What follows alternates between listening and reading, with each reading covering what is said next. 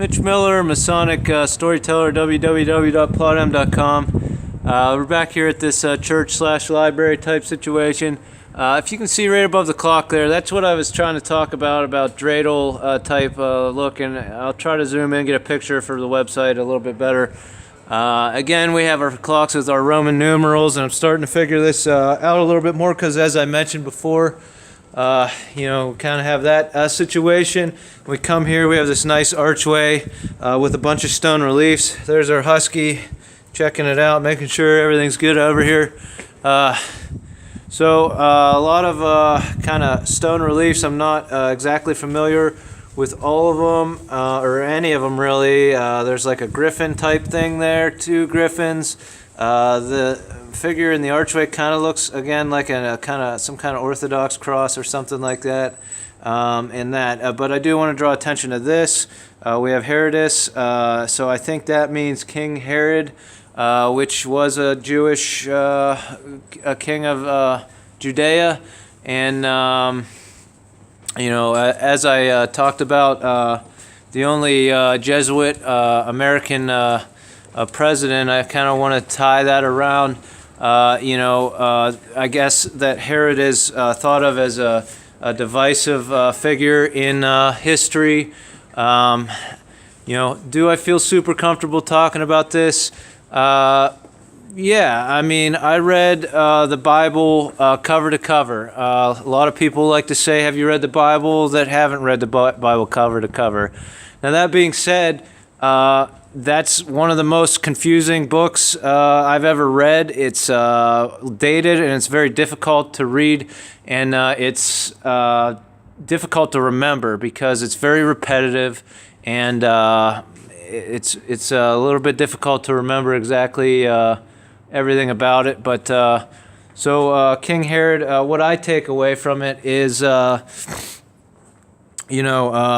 he formed an aristocracy from nothing. So that's what I take away from the story of Herod, which is a pretty amazing feat, I guess.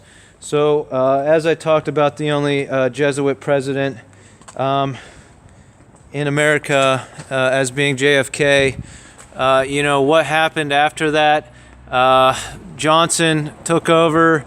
We were in a war. The United States was in a war, and it was divisive. You had communications breakdown once again, where you had American GIs in Asia fighting and dying, and a lot of other kind of things. And the media did go over there and start to get involved and brought home some not so great things, but at home you had people trying to form collective culture, commune type cultures, and experimenting with different social structures.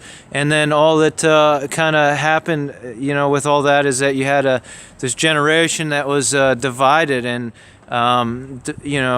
GIs getting spit in their face and stuff like that, that showed up in the news, and probably back to the internet history type thing, that's all that'll pop up. And it's unfortunate because, as I said, that family was cursed for fighting for civil rights, and I believe when that man perished, that the United States became cursed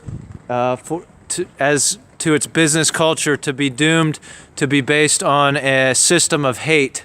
And I think I can explain that and back that up. But even into the year 2016, in my opinion, American business culture on a large scale, not on the regional or local scales, because that's where I've operated, but on the large scale, I believe that it's based mostly in hate, and that's why I'm not there.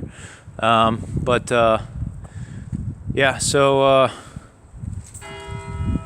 oh, there's our bell.